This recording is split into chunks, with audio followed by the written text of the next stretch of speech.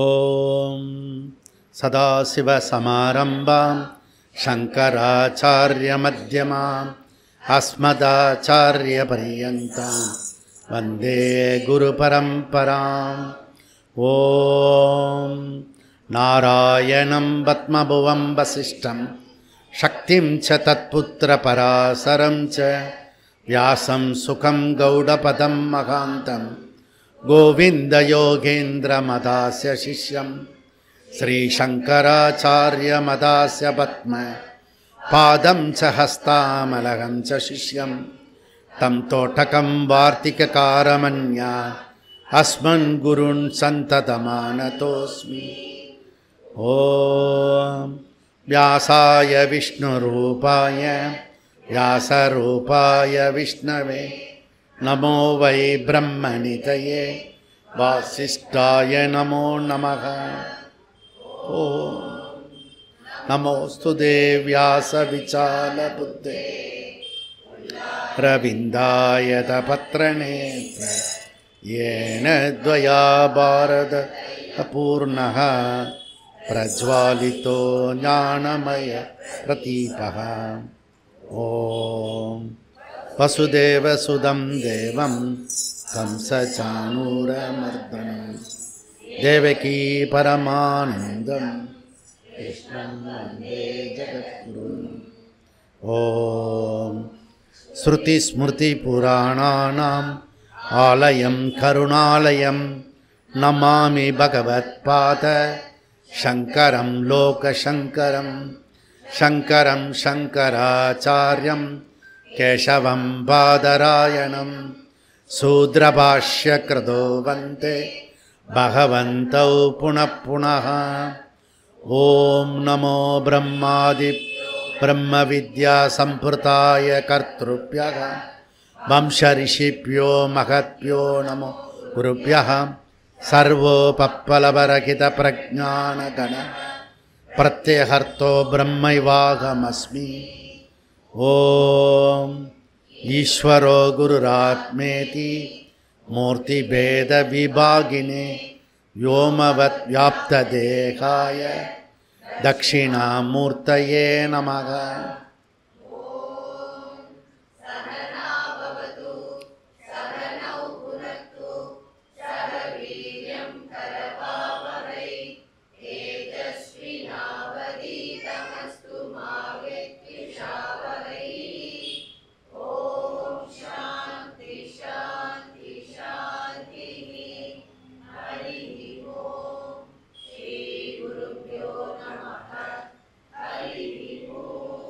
ॐ सन्नो मित्रः संवरुणः सन्नो भवत्वर्यमा सन्न इन्द्रो बृहस्पतिः सन्नो विष्णुरुक्रमः. नमो ब्रह्मणे नमस्ते वायो त्वमेव प्रत्यक्षं ब्रह्मासि त्वमेव प्रत्यक्षं ब्रह्म वदिष्यामि ऋतं वदिष्यामि सत्यं वदिष्यामि तन्मावतु तत्वक्तारमवतु अवतु माम् अवतु वक्तारम्.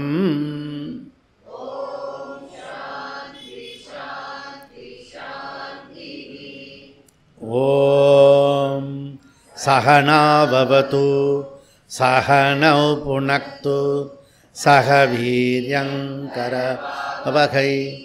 तेजस्विनावधीतमस्तु मा विद्विषावहै.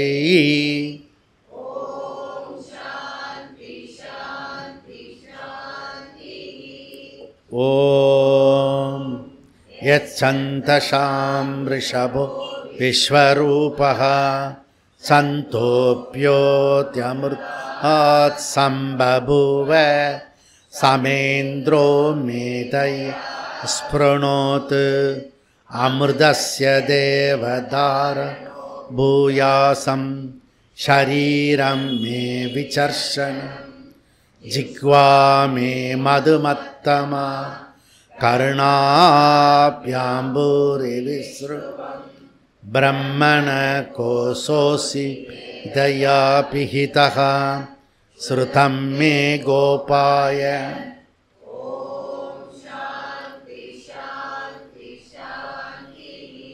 ॐ अहं वृक्षस्य रेरिव कीर्तिपृष्ठं गिरेरिव ऊर्ध्वपवित्रो वाजिवस्वमृतमस्मि द्रविणहं सर्चसं सुमेता अमृतोक्षितः इति त्रिसङ्गोर्वेद वचनम्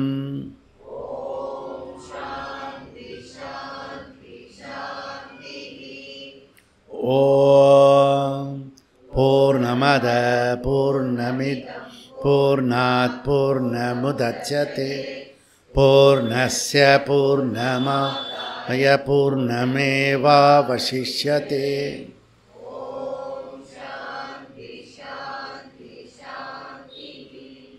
ॐ आप्यायन्तु ममाङ्का प्राणचक्षुश्रोत्रमतो फलमिन्द्रियाणि च सर्वाणि सर्वं ब्रह्म उपनिषतं माहं ब्रह्म निराकुरु मा ब्रह्म निराकरो अनिराकरणमस्तु निराकरणमे अस्तु तदात्मनि निरतेय उपनिषत्सु धर्मास्ते मयि सन्तु ते मयि सन्तु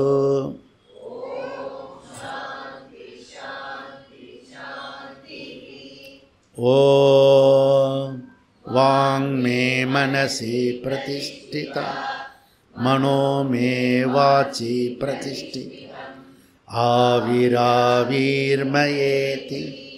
वेदस्य महानीस्त श्रुतं मे मा प्रकाशी अनेनातीतेना रात्रान् सन्ततामि हृदं वदिष्यामि सत्यं वदिष्यामि तन्मावतु तद्वक्तारमवतु अवतु माम् अवतु वक्तारमवतु वक्तारम्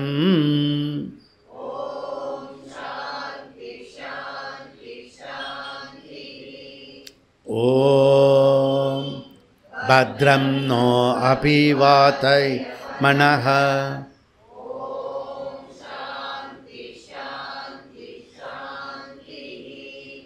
ॐ भद्रं कर्णेभिः शृणुयाम देवाः भद्रं पश्येमाशभ्यजत्राः स्थिरैरङ्गैः स्तुवागुंसस्तनूभिः विषेम देवहितयता स्वस्ति न इन्द्रो वृद्धश्रवा स्वस्ति न पूषा विश्ववेदाः स्वस्ति नस्तार्क्ष्यो अरिष्टनेमिः स्वस्ति नो बृहस्पतिर्दधातु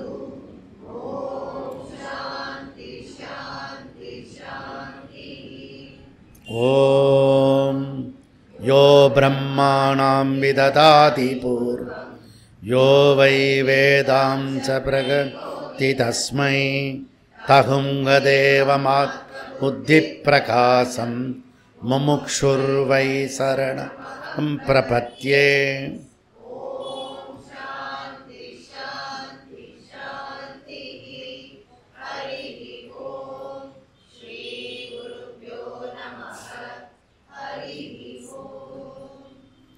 பக்கம் 121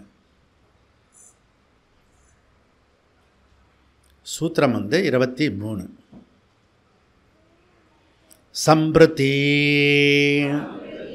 துயு வியாப்தயபி ச அத்தஹ புருஷ வித்யாயாமேவ ச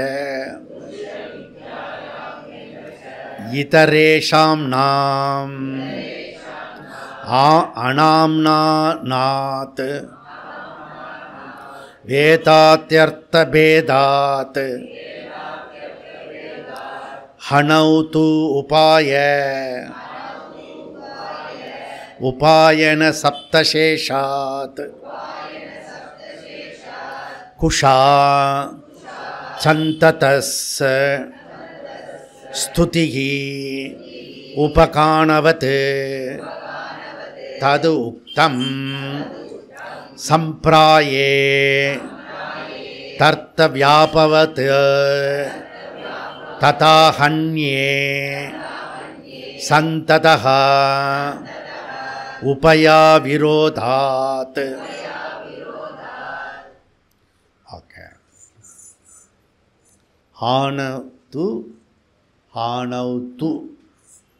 உபாயன சப்தசேஷத்வாத் குஷா சந்தத ஸ்துதி உபகாணவத் தது உக்தம். இது 26வது சூத்திரம். இப்போ நம்ம படிக்கணும். இந்த 26, 27, 28 3 சூத்திரத்துலேயும் என்ன சப்ஜெக்ட் மேட்ரு அப்படின்னா, இந்த முக்த புருஷன் 2 டைப் ஆஃப் முக்த புருஷன் இருக்கு. ஒருத்தர் வந்து கிரம முக்தி, இன்னொருத்தர் வந்து ஜீவன் முக்தி. அதாவது நம்ம முக்தி அடையறதுக்காக வந்திருக்கோம்.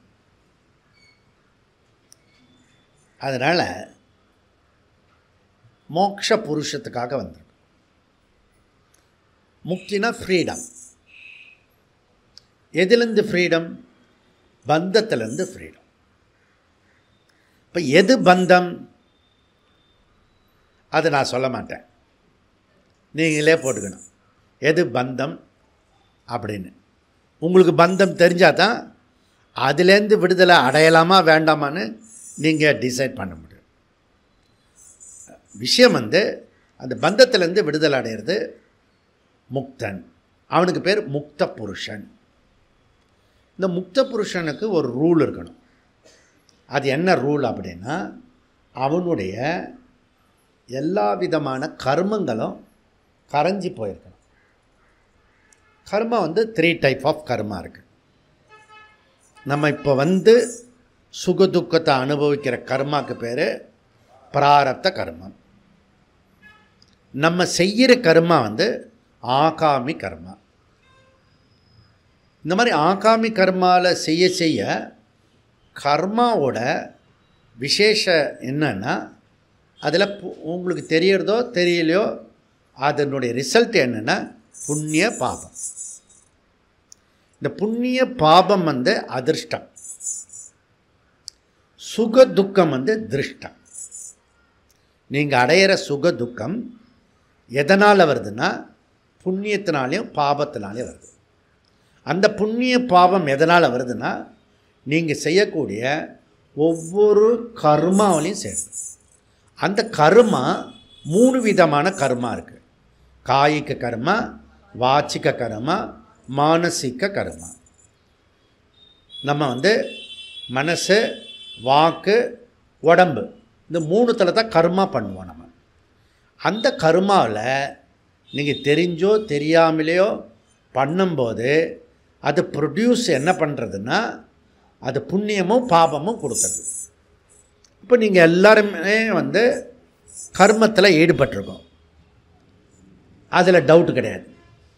அந்த கர்மா வந்து பரோபகரமாக இருந்தால் புண்ணியம், மற்றவங்களுக்கு மனசுனாலேயோ வாக்குனாலேயோ காயத்தினாலேயோ இம்சை கொடுக்குற மாதிரி இருந்துன்னா அதெல்லாம் வந்து பாபமாக ஆகும். அதாவது குடைச்சல் கொடுத்தீங்கன்னா மற்றவங்களை கண்ணாலேயோ மூக்குனாலேயோ அப்புறம் காயத்தினாலேயோ வாக்குனாலேயோ அப்படிலாம் பண்ணாமல் கடைசியில் மனசில் சபிப்போம். அதெல்லாம் கன்வர்ஷன் டு புண்ணிய பாபம். அது உடனே புண்ணிய பாபம் உங்களுக்கு தெரியாது, சுக துக்கம் தான் நமக்கு தெரியும். அப்போ நாம் அனுபவிக்கிற சுக துக்கம் ஒன்று பழைய கர்மாவிலேருந்து வந்திருக்கு, அல்லது இப்போ செய்யக்கூடிய கர்மாவிலேருந்து வருது. இப்போ செய்யக்கூடிய கர்மாவிலேருந்து கொஞ்சம் வரும், மீதியெல்லாம் வந்து சஞ்சித்தில் போயிடும், உங்கள் அக்கௌண்ட்டுக்கு பாஸ் ஆகிடும். அதெல்லாம் குமுலேட்டே ஆகி ஆகி சஞ்சீதமாயிடும், பெரிய கர்மாவாயிடும், ஹியூஜ் கர்மா. பல கோடி ஜென்மத்துக்கு வேண்டிய கர்மா அதில் இருக்குது, சஞ்சீதத்தில் இருக்குது. புரியுதா? அதுலேருந்து பகவான் வந்து கர்ம பலதாத்தா, அதுலேருந்து எடுத்து அடுத்ததுலாம் போட்டு விடுவார். ஓகே, அப்போது சஞ்சித கர்மா, ஆகாமி கர்மா, அப்புறம் பிராரப்த கர்மா. இப்போ பிராரப்த கர்மா வெளிப்பட்ட கர்மா, இது ஒன்றும் பண்ண முடியாது. சஞ்சித கர்மா நம்ம கைக்கு மேலே இருக்கிறது. இப்போ நமக்கு ரெலவெண்ட்டாக இருக்கிற கர்மா என்ன? ஆகாமி கர்மா. அந்த ஆகாமி கர்மாவை இப்போ நீங்கள் டே டு டே காலையிலேருந்து ராத்திரி வரைக்கும் செய்கிறீங்க இல்லையா, அந்த கர்மாவை புண்ணிய பாபம் இல்லாமல் பண்ணிட்டீங்கன்னா ஃபஸ்ட்டு லெவல் லூஸ் பண்ணிடலாம், கர்மாவை லூஸ் பண்ணலாம். முக்த புருஷனுக்காக போகிறதுக்கு யார் முடிவு பண்ணாங்களோ அவங்களுக்கு. இந்த ஆகாமி கர்மாவை நமக்கு புண்ணியமோ பாவமோ வராமல் இருக்கிறதுக்கு என்ன பண்ணலாம்? கர்மம் பண்ணாமல் இருக்கலாம். ஆனால் கர்மம் பண்ணாமல் இருக்க முடியாது. புரியல? ஏதோ ஒன்று பண்ணிகிட்டே இருப்போம். அப்போ புண்ணிய பாபம் வராமல் இருக்கணும். அதுக்கு என்னத்தை பண்ணினா சரியாகும்?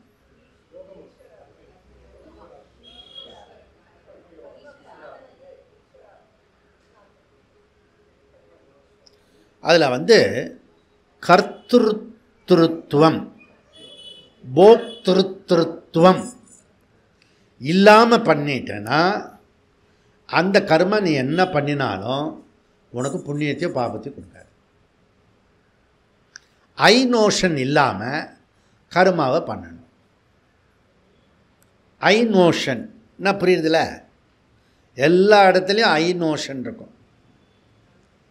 நான்ன்றது ப்ரொஜெக்ஷன் ஆகிட்டே இருக்கும்.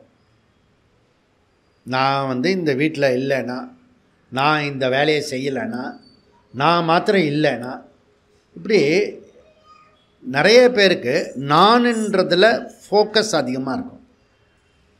பேச்சில், செயலில், அந்த ஐ நோஷன் சொல்லுவாங்க அதுக்கு பேர்.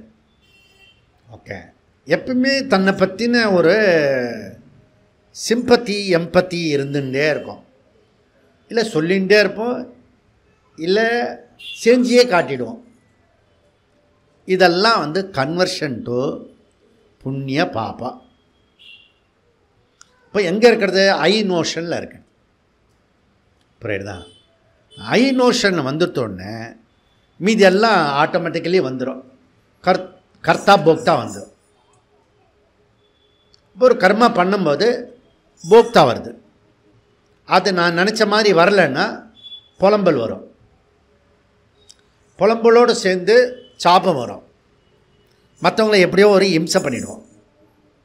மனசுனாலேயோ வாக்குனாலேயோ காயத்தினாலேயோ முடிஞ்ச வரைக்கும் எவ்வளோ பண்ண முடியுமோ அவ்வளோ பண்ணிவிடுவோம்.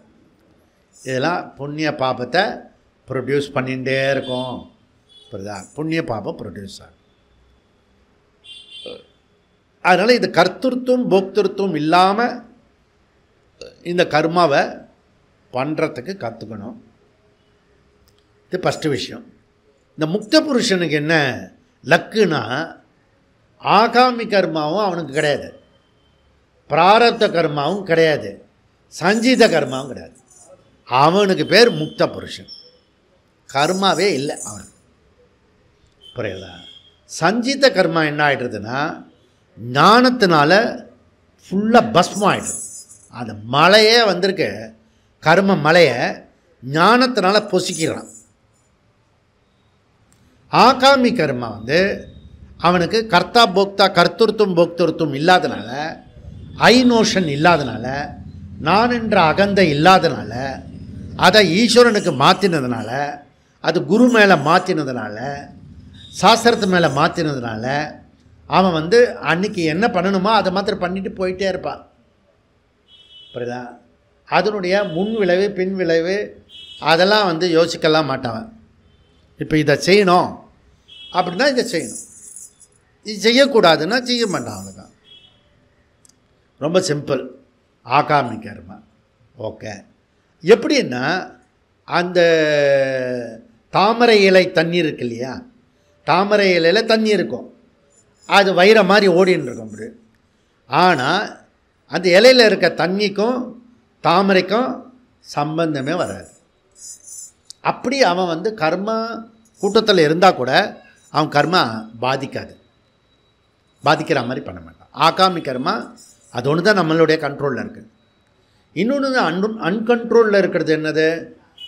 பிராரப்த கர்மா. அந்த பிராரப்த கர்மாவை முக்த புருஷன் அவனுடைய பிராரப்த கர்மா எப்படி கழியறது, அதை தான் இந்த 3 சூத்திரத்தில் டீட்டெயிலாக படிக்க போகிறோம். இப்போ ஒரு விஷயம் புரிஞ்சுதுன்னு நினைக்கிறேன்.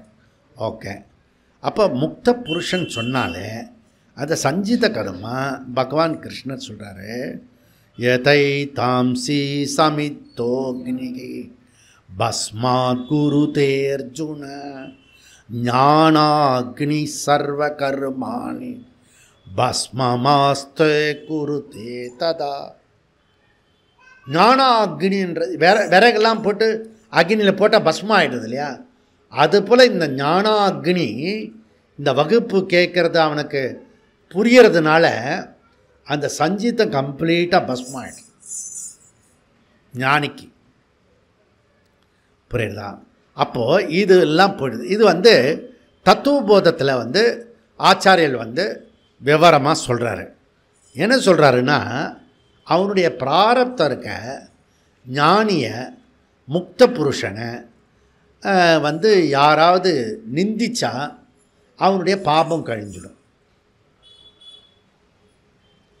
அவனை யாராவது ஸ்துதி பண்ணி பூஜை பண்ணால் இந்த ஞானிக்கிட்ட இருக்கிற புண்ணியம் அவனுக்கு ட்ரான்ஸ்ஃபர் ஆகிடும்.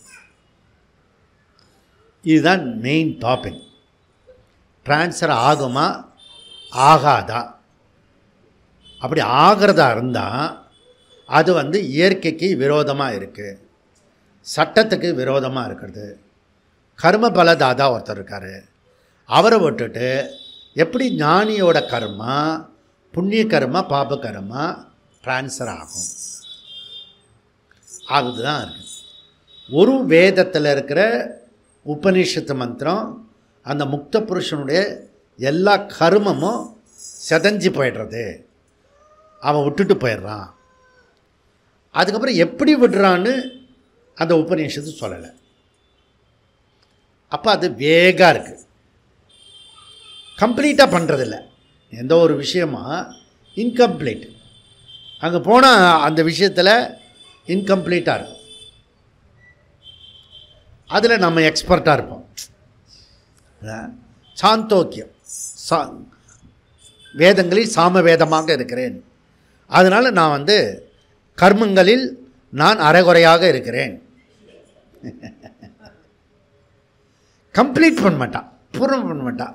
இப்போ உதாரணத்துக்கு இப்போ அடுப்பில் பால் வைக்கிறோன்னு வச்சுக்கேன், டீயெல்லாம் போட்டுட்டு இத்தினூண்டு பால் இருக்கும்.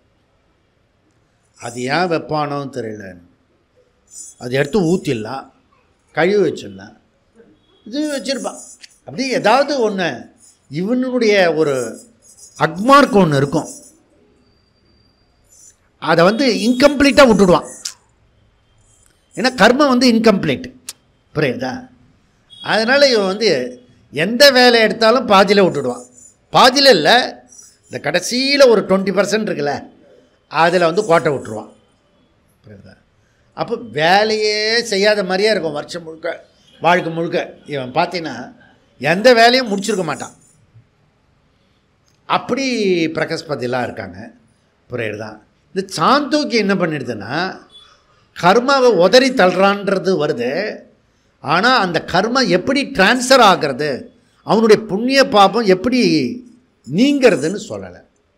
அப்போ என்ன பண்ணுறாரு வியாசாச்சாரியார், அவர் ஒரு வீக்காக இருக்கிற விஷயத்த இன்னொன்று ஸ்ட்ரென்த்தோடு இருக்கிற மந்திரத்தோட ஜாயின் பண்ணிக்கும். ஜாயின் பண்ணிவிட்டு அதே சப்ஜெக்டோட வரக்கூடிய வேத மந்திரத்தை சேர்த்துண்டு ஒரே மந்திரமாக பண்ணிண்டு அதில் பொருள் பண்ணி அதுவும் பூர்த்தி பண்ணிடு. இதுதான் டாபிக். அப்போது இதுலேருந்து என்ன பண்ணுறோன்னா, நம்ம கும்பலாவோ ஆர்கனைசேஷனோ இல்லை நேஷன்லையோ குடும்பத்துலேயோ ஒருத்தர் செய்கிற தவறை வந்து நாம் இன்னொருத்தர் செய்கிற நல்லதை வச்சு சரிப்படுத்தி வீட்டை நடத்திட்டு போனால் தான் நல்லபடியாக ஆகும். புரியுதா? எப்போ பார்த்தாலும் அவளையே வந்து குறை சொல்லிக்கிட்டே இருந்தேன்னா வீட்டில் வந்து சண்டை தான் நடந்துட்டுருக்கோம். புரியுதா? அது வியாசர் அப்படி பண்ணாத அப்படின்றார், நான் பண்ணுற மாதிரி பண்ணு அப்படின்றார். அப்போ 2 வேத மந்திரத்தை ஒப்பிட்டு எது பலமாக இருக்கிறதோ அந்த மந்திரத்தோட இதை ஜாயின் பண்ணி அதுலேருந்து பொருள். நான் அதுவும் தப்பு இல்லை, அது ஒரு பக்கம் சொல்லலை அவ்வளோதான். புரியுதா? இல்லை சொல்கிறதுக்கு விரும்பாமல் இருக்கும், ஏதோ ஒரு ஐட்டம். அப்போது எல்லாத்தையும் சேர்த்துட்டு பண்ணு, இதெல்லாம் சரி. அப்போ ஞானியோட வெளிப்பட்ட ஸ்துதி பண்ணா பஜந்தி அர்ச்சயதி தான் பிரதி ஞானிகிருதம் ஆகாமி புண்ணியம் கச்சதி. தத்துவபோதத்தில் யார் ஒருத்தன் வந்து ஞானியை வந்து ஸ்துதி பண்ணி பூஜை பண்ணி அர்ச்சனை பண்ணுறானோ அவனுக்கு ஞானி சேர்த்து வச்சிருக்கிற அந்த புண்ணியம் வந்து டிரான்ஸ்ஃபர் ஆகிடும். அதே ஞானி முக்த புருஷனுக்கு இருக்கிற வெளிப்பட்ட இந்த பாப கர்மா எப்படி போகிறது அப்படின்னா அவனை டிஸ்ரெஸ்பெக்ட் பண்ணுவாங்க, அவமரியாதையாக பேசுவாங்க, கேவலமாக படுத்துவாங்க. இப்போ வந்து ஒரு சாது சன்னியாசியை வந்து ஜெயிலில் போட்டு இது பண்ணி ரொம்ப அசிங்கப்படுத்திட்டாங்க ஒரு அரசியல்வாதி. அது நம்ம தமிழ்நாட்டிலே பார்த்தோம். ஆனால் கடைசி கதி அவளுடைய கதி என்ன ஆச்சு? எல்லாரும் ஊர் அறிய உலக அறிய அவளுக்கு வந்து அவஸ்தைப்பட்டு செத்து போனான். இதெல்லாம் அப்போ சாஸ்திரம் சொல்கிறது கரெக்டாக தான் இருக்குது. புரியுதா? அப்போ சாதுவை நிந்தனம் பண்ணால் என்ன ஆகுன்றத சர்வ வல்லமை பொருந்திய சக்தி படைத்த பணம் படைத்த பதவி படைத்த ஆளு கூட அம்பேல்னு போயிடும். அவ்வளோ பெரிய ஆளுக்கு அம்பேல் ஆகும்போது நாமெல்லாம் ஏமாத்துறோம். அதனால் அனாயசமாக கிரகஸ்தர்கள் இந்த சாது சன்னியாசியை கேலி கிண்டல் பண்ணுறதை விட்டுணும், விமர்சனம் பண்ணுறது பரதர்மம் முதல்ல. புரியுதா? அவர் பண்ணுறாரு, அவர் பண்ணலை, அது அவருடைய விஷயம். உனக்கு எங்கேருந்து வந்தது இன்னொருத்தரை பற்றி விமர்சனம் பண்ணுறது? அப்போ சாது சந்நியாசியை யார் ஒருத்தர் விமர்சனம் பண்ணுகிறார்களோ அவர்களுக்கு பாபம் உண்டாகும். அவர்களுக்கு ஏற்கனவே பிராரப்த கர்மா இருக்கா, இந்த பாவம் சேர்ந்து வேற அதிகமாக கஷ்டப்படுவாங்க வாழ்க்கையில். ஸோ இது வந்து பயமுறுத்துறதுக்காக இல்லை. இது எப்படி ஞானிக்கு வந்து புண்ணிய பாபம் டிரான்ஸ்ஃபர் ஆகும் அப்படின்னு ஞானியோட பிராரப்தம் இருக்குல்ல, அதை வந்து இவன் மூலியமாக ஸ்துதி பண்ணுறது மூலியமாக புண்ணியம் போகும், நிந்தனை பண்ணுறது மூலியமாக அவருடைய பாபம் போகும். இப்போ நான் என்ன பண்ணுவேன்னா இந்த கருத்தை முழுமையாக ஏற்றுக்கிறதில்ல. நம்ம பண்ணின கர்மாவில் வெளிப்பட்ட கர்மாவை இன்னொருத்தனுக்கு சிஷியனுக்கோ இல்லை வேறு யாருக்கோ வந்து எதுக்கு ட்ரான்ஸ்ஃபர் பண்ணுவானே? அதனால் நான் என்ன பண்ணுறதுன்னா நாமே கொஞ்சம் அதிகமான கஷ்டத்தை ஏற்றுக்கிட்டு கஷ்டப்படு. எப்படி பாபத்தை நீக்கிறது? பாபம்தான் கஷ்டத்தை கொடுக்குறது. அப்போ கஷ்டத்தை ஏற்றுக்கிட்டோம்னா பாபம் குறைஞ்சி போய்டும். அதுக்கு பேர் தபஸ்ன்னு பேர். இப்போ தபஸ் பண்ணு, ஒவ்வொரு கஷ்டமும் அதுக்கு பேர் தபஸ். ஐயோ கஷ்டப்படுத்துகிறோமே கஷ்டப்படுகிறோமே அப்படின்னு நினைக்காம கஷ்டப்படும் போதெல்லாம் தபஸில் இருக்கும்னு நினச்சிட்டா போகிறோம். கஷ்டப்படுற மாதிரி தபஸ் பண்ணுற மாதிரி இல்லை ஃபீலிங்னா கொஞ்சம் எக்ஸ்ட்ரா 3 மணிக்கு எழுந்திரிச்சிக்கோ. அப்போ ஒரு பாராயணம் பண்ணு. புரியல? நீனே உனக்கு தண்டனை கொடுத்துக்கோ, பனிஷ்மெண்ட் கொடுத்துக்கோ. இது பண்ணினா இது தப்பு அப்படின்னு. ஓகே. ஸோ இன்றைக்கி சாப்பிடும்போது அந்த கூட்டு பொரியலை சாப்பிட்றதில்ல, இந்த தப்பு பண்ணிட்டேன், அப்படி பனிஷ்மெண்ட் இன்னொருத்தர் பனிஷ்மெண்ட் பண்ணுவோம். டேய் நீ இது தப்பு பண்ணிட்ட, இதை பண்ண அப்படி சொல்லக்கூடாது. வீட்லேயோ வெளியிலையோ நமக்கு நாமே பண்ணிக்கணும். அப்படி பண்ணிட்டு இருக்கும்போது கூட வெளியில் தெரியாமல் பண்ணணும். இல்லை எனக்கு வயிறு ஒரு மாதிரியாக இருக்குது, அதெல்லாம் எனக்கு வேண்டாம் அப்படி சொல்லிக்கணும். அதில் ஒரு பெருமை சேர்த்தேன்னா நீ எதுக்காக பண்ணியோ அது கிடைக்காம போயிடும். புரியுதா? இதெல்லாமே ரொம்ப சூக்ஷ்மமான ஒரு விஷயம். இதனால் இந்த விஷயத்தை டீட்டெயிலாக சொல்கிறது. இப்போது முதல் இன்டென்ஸு ஞானியோட கர்மா எப்படி நீங்கிறது, அதுக்காக இந்த சப்ஜெக்ட் மேட்ரு. செகண்ட் இன்டென்ஷன் என்னென்னா, ஞானிக்கு ஸ்துதி பண்ணுறது மூலமா இறைவனுக்கே ஸ்துதி பண்ணுறதுக்கு சமமாகும். ஏன்னா நேரடியாக சுவாமியை பார்க்க முடியாது, அவருடைய ரெப்ரசண்ட் தான் இந்த ஞானியோ குருவோ. அவருக்கு பூஜை பண்ணுற மாதிரியே இருந்ததுன்னா அவருக்கு என்ன பண்ணினா பலன் கிடைக்குமோ அந்த பலன் இவருக்கு கிடைக்கும். இதெல்லாம் நமக்கு செய்யக்கூடிய விஷயம். அப்போ கர்ம பலம் மாற்றம் வேதத்தில் ஒவ்வொரு இடத்துல ஒவ்வொரு மாதிரி சொல்கிறது. இந்த முக்த புருஷனுக்கு கர்மா இல்லாதனால 2 டைப் ஆஃப் பீப்புள் இருக்காங்க. ஒன்று உபாசகன், அவன் ஃபுல் டைமாக உபாசகன் பண்ணி தன்னை மனசை பக்குவப்படுத்தி அவன்லாம் எந்த கர்மமும் அஃபெக்ட் பண்ணிக்காமல் அவன் முக்த புருஷனாக இருக்கிறதுக்கு ட்ரை பண்ணுறான். இது அவனுக்கு பேர் கிரம முக்தின்னு பேர். இன்னொருத்தன் ஜீவன் முக்தி. கிரமமுக்தி, ஜீவன் முக்தி. உபாசகன் போகிற பாதை கிரமமுக்தி, ஞானியோட பாதை ஜீவன் முக்தி. இது தெரிஞ்சுக்கணும். இப்போ மந்திரத்துக்குள்ளே போனோம்னா என்ன மந்திரம் சொல்கிறது அப்படின்னா, சாந்தோக்கியத்தில் 8:13:1 இந்த மந்திரம் சொல்கிறது. இப்போ எதுன்னா படிச்சுன்னு இருக்கோம் அப்படின்னா பிரமாணத்தோடு படிச்சுன்னு இருக்கோம். முன்னாடியில் வேகாக ஏதோ பக்கத்தில் கேட்டுட்டு கர்ண பரம்பரையாக பேசிட்டு போவோம் இல்லையா. இப்போ பிரமாணம் வேதத்தில் சொல்லாத சப்ஜெக்டே இல்லை, எல்லாத்தையுமே சொல்கிறது. அதை நம்ம இப்போ எடுத்துக்கிறோம். நம்ம அப்போ சாந்தோக்கியத்தில் 8:13:1 இந்த மந்திரம் இந்த 3 சூத்திரம் முடிகிற வரைக்கும் ஞாபகம் வச்சுக்கணும். எப்பவுமே ஞாபகம் வச்சுக்கணும். அட்லீஸ்ட் இந்த வகுப்பு முடிகிற வரைக்குமாவது ஞாபகம் வச்சுக்கணும்.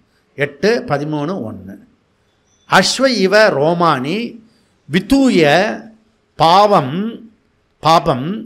சந்திர இவ ராகோர் முகோத் பிரமுச்சதே தூத்வா கிருத்தாத்மா அகிருத்தம் பிரம்மலோகம் அபி சம்பவாமி.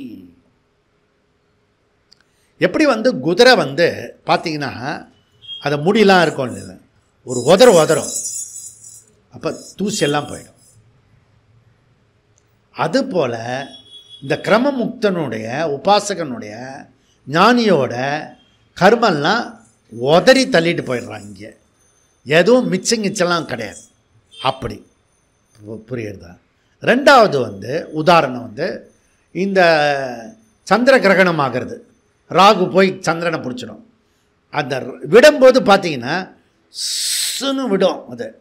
அதுபோல் அந்த ராகுலேருந்து சந்திரன் எப்படி தப்பிச்சு வெளியில் வருதோ அதுபோல் இந்த ஞானிக்கு எல்லா கர்மமும் விட்டு போயிடும், விட்டு தொலைஞ்சு. அவன் அகிருத்தம் பிரம்மலோகம், அழிவற்ற பிரம்மலோகத்தை போய் சென்று அவன் முக்தியை அடைகிறான். அப்படி சொல்லி முடிக்கிறது. இது ரொம்ப பியூட்டிஃபுல் மந்த்ரா. அப்போ செய்ய வேண்டிய விஷயத்தில் செஞ்சுட்டு அவன் பிரம்மலோகத்தில் போய் அடையிறான் அப்படின்றது. அப்போ சாந்தோக்கியம் என்ன சொல்கிறதுன்னா, கர்மங்களை விட்டுட்டு மாத்திரம் சொல்கிறது. அந்த கர்ம பலம் எங்கே போகுது, விட்டுட்டான்னா யார்கிட்டயே போகணுமே, எப்படி போகும், எப்படி கழியும், சும்மாவே போயிடுமா அப்படின்றது கேள்வி. அதுதான் பூர்வபக்ஷம். இப்போ அதுக்கு வியாசாச்சாரியார் எங்கே வேகாக இருக்கிறதோ, எங்கே பலகீனமாக இருக்கிறதோ அதிலிருந்து இன்னொன்று பலமாக சொல்லியிருக்கிற இடத்துல ரெண்டுத்தையும் கம்பைன் பண்ணிக்கோ, அதுக்கப்புறம் நீ இது பண்ணிக்கோ. இதில் என்ன யூனிக்னஸ் அப்படி சங்கராச்சாரியர் சொல்கிறாருன்னா, இது வரைக்கும் உபாசனையை தான் நம்ம பேசினோம். இப்போ யூனிக்காக அர்த்தவாதத்தையும் இணைச்சி அதுலேருந்து பொருளை பூர்த்தி பண்ணிக்கோ அப்படின்றத சொல்கிறாரு. கிருஷ்ண யஜுர்வேதம் பூர்வ பாகம் பூர்வ பாகத்தில் ஒரு மந்திரம் சுக்ருத சாது கிருத்தியாம் துவசந்த பாபகிருத்தியாம். பெரிய மந்திரம், நமக்கு ரெலவெண்ட் போர்ஷன் இது. சுக்ருத சாது கிருத்தியாம் துவசந்த பாபகிருத்தியாம். ஓகே, இப்போ முக்த புருஷனுக்கு சேவையோ ஹிதமோ பண்ணி அவங்ககிட்ட இருக்கிற புண்ணிய கர்மா புண்ணியம் சேர்த்து வச்சுருக்கானே அந்த தபஸெல்லாம் இவன் வாங்கிக்கிறான். அதுபோல் இம்சை பண்ணி குடைச்சல் கொடுத்து அவங்ககிட்ட இருக்கிற பாபத்தெல்லாம் இவன் வாங்கிக்கிறான். இந்த மாதிரி அவனுடைய கர்மம் கழிஞ்சு போகிறது அப்படின்னு சொல்கிறாங்க. இந்த விஷயந்தான் இருக்கு. அதனால் இந்த அனாத்மா, நான் ஒரு தடவை ஒருத்தர் வந்திருந்தார் கரூர்லேருந்து நெரூர்லேருந்து. இது நீங்கள் யாரையும் தொட விடாதீங்க, அவங்க பண்ணுற பாவம்லாம் உங்களுக்கு வந்துடும் அப்படின்னு எனக்கு தனியாக கூப்பிட்டு சொல்லிட்டு போனார். எனக்கு ஒரே சந்தோஷமாயிடுச்சு. ஓ, அப்படி கூட தானம் பண்ணலாமா அப்படின்னு. புரியுதா? அப்போ நம்மளை தொட்டு நமஸ்காரம் பண்ணாங்கன்னா அவங்களுடைய பாபம் போகிறதுன்னா நமக்கு பாபம் அதிகமாகும். நமக்கு பாபம் அதிகமாச்சுன்னா நமக்கு அதிக கஷ்டம் வரும். அதுவும் எந்த கஷ்டம் வரும்? சரீர கஷ்டத்தை விட மன கஷ்டம் நிறையா வரும். மன கஷ்டம் எப்படி வரும்? சொல்கிறத செய்ய மாட்டான், அது மூலமாக கஷ்டத்தை கொடுப்பான். நான் அவரை பார்த்தா சொன்னேன், சப்ஜெக்டில் வரதை சொல்கிறேன் நான். அதனால் இந்த மந்திரத்தில் அப்படி வருது. ஸோ இது கிருஷ்ண யஜுர்வேதம் பூர்வ பாகம். அதே போல் இப்போ அவர் வேதம் படிச்சுட்டு தான் வர்றாரு. இங்கேயும் நம்ம வேதம் சொல்லி கொடுக்குறோம். இப்படிதான் கௌஷிதகி மந்திரம் ரிக்வேதம். அந்த மந்திரத்தில் என்ன சொல்கிறதுனா, பிரியா சுக்ருதம் அப்பிரியா துஷ்கிருதம். இதுவும் அதை தான் சொல்கிறது. நீ அந்த ஞானிக்கு அந்த முக்த புருஷனுக்கு ஹிதமாக நடந்துக்கிட்டேன்னா உனக்கு நல்ல பயன் உண்டாகும். அந்த ஞானிக்கு முக்த புருஷனுக்கு நீ அப்பிரியமாக நடந்துக்கிட்டேன்னா அவனுடைய பாபம்லாம் உனக்கு போய் சேரும். அப்படி கௌஷிதகி மந்திரம் சொல்கிறது. கௌஷிதகி மந்திரம் 1-4. இந்த கௌஷிதகி மந்திரத்தில் 1-4 ரொம்ப பெரிய மந்திரம். அதில் நம்ம ஒரே ஒரு ரெலவெண்ட்டான போர்ஷன் மாத்திரம் எடுத்துக்கிட்டோம். அப்போ முக்த புருஷனுடைய புண்ணிய பாபங்களை உதறி விடுகிறார். அவரை நேசிப்பவர்களுக்கு நல்வினையும் அவரை தூஷிப்பவருக்கு தீவினையும் போய் டிரான்ஸ்ஃபர் ஆகிறது அப்படின்னு பண்ணும். இதெல்லாம் நம்ம பார்த்தோம். புரியுதா? அதுக்கான உதாரணம் பட்டம் பகல்லையே கஷ்டப்பட்டு செத்து போனதையும் பார்த்தோம். இந்த ஊர்லேயே ஓகே, ஞானிக்கோ இல்லை சாதுக்கோ இல்லை குருவுக்கோ தவறு பண்ணினா என்ன நடக்கும், இப்படி பிரத்யக்ஷமாக தமிழ்நாட்டில் இதெல்லாம் வரலாற்றுக்காகவே நடக்கிறது போல இருக்குது. புரியுதா?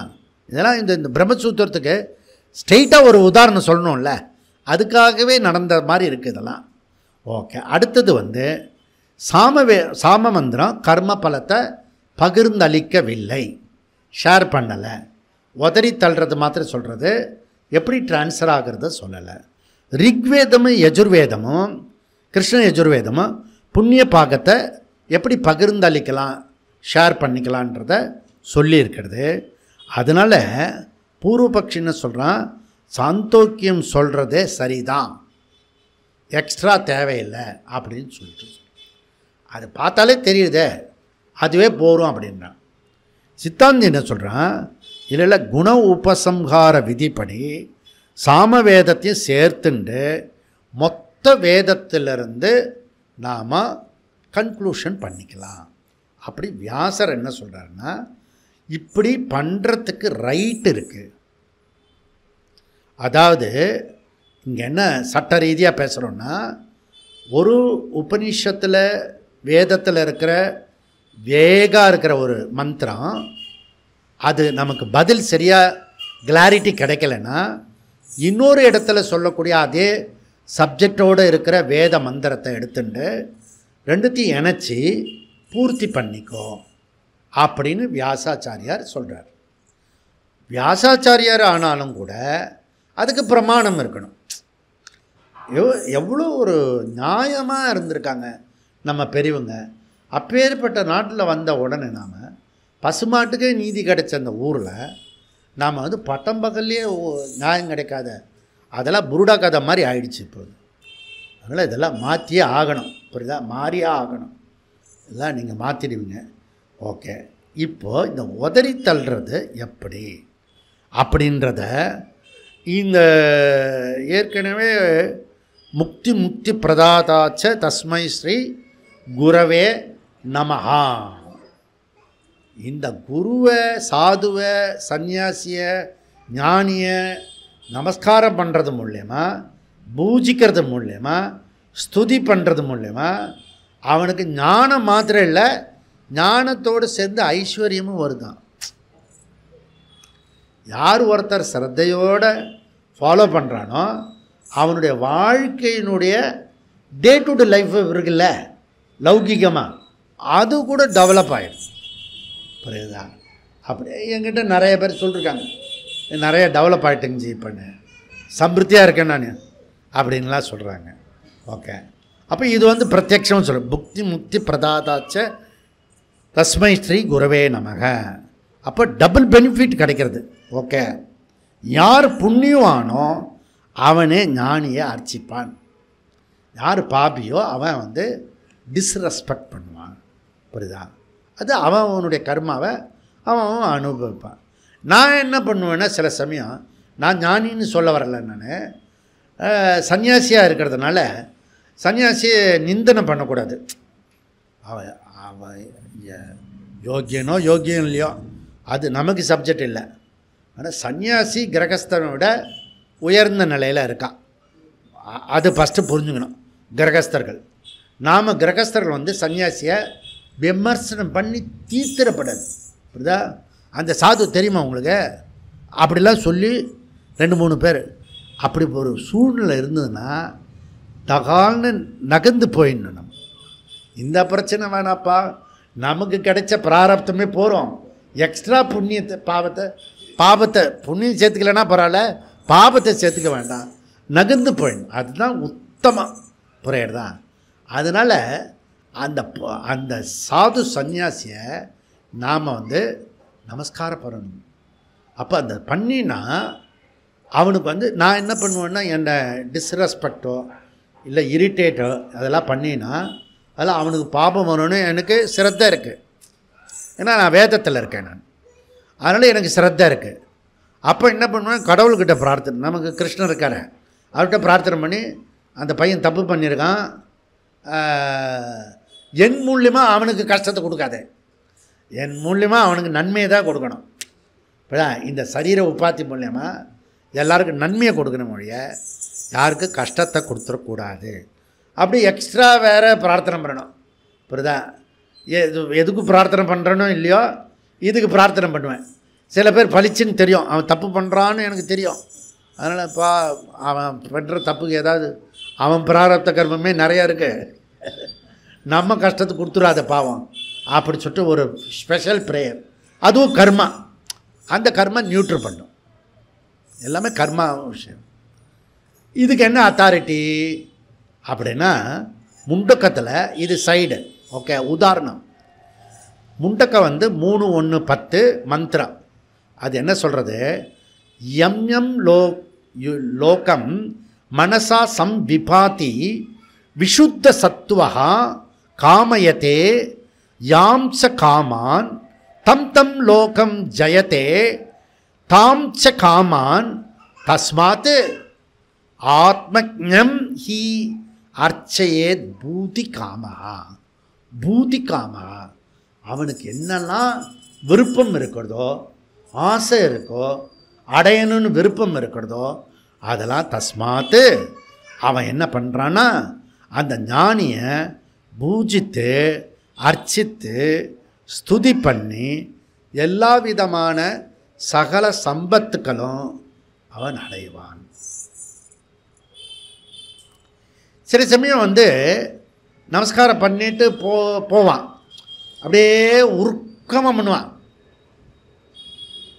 எல்லாம் ஒரு குரு சிஷ்யாவுக்கு இருக்கிற ஒரு இது ரிலேஷன். அவன் வந்து தலையை வந்து காலில் ஒரு அமுத்துவான். என்னன்னா நீ தான் காப்பாற்றணும். அது மாதிரிலாம் பார்த்துருக்கேன் நான். ஓகே, இதெல்லாம் ஒரு ஒரு ரகசியமான ஒரு ஏற்பாடு. இப்படிதான். அதே போல் சக்ஸஸ் ஆகிடும். ஓகே, 10ல் 8 கேஸு வந்து சக்ஸஸ் ஆகிடும். டவுட்டாக இருக்கிற கேஸு வராது போல இருக்கு. புரியுதா? அதில் வந்து நிறைய பேர் அப்படி வந்து இதுவாகிடுவாங்க, சக்ஸஸ் ஆகிடுவாங்க. புரியுதா? எனக்கு ஒன்றும் தெரியாது. இது நம்ம என்ன பண்ணுறோம், கிளாஸுக்கு வரோம், கிளாஸு எடுக்கிறோம், அப்புறம் ஜபம் பண்ண வைக்கிறோம், நிறைய பேருக்கு நல்லது செய்ய வைக்கிறோம். இப்போ இந்த ஈரோட்டில் ஒரு 100 பேரை வந்து விஸ்வரூப பாராயணம் பண்ண வச்சுட்டோம் இன்டைரக்டாக. இன்றைக்கி வந்து குருதேவ் வந்து பாகிஸ்தானுக்கு நம்மளால் முடிஞ்ச வரைக்கும் அவர் வாகா பாட்டுக்கு தாண்டு வச்சுட்டோம். இந்த மாதிரி ஏதோ பண்ணிகிட்ருக்கோம். இதெல்லாம் வந்து கன்வெர்டட் டு புண்ணியம் போல் இருக்கு. இதெல்லாம் நமக்கு ஒன்றும் தெரியல, நம்ம இருக்கிறத அந்த நேரத்தில் செய்கிறோம், அதான் அவ்வளோதான். ஆனால் அதெல்லாம் புண்ணியமாக நிறையா கன்வெர்ட் ஆகிறதுனால, நம்ம அக்கௌண்ட்டில் புண்ணியம் அதிகமாக இருக்கிறதுனால இவன் மனசார பிரார்த்தனை பண்ணும்போது நிறைவாயிடும்.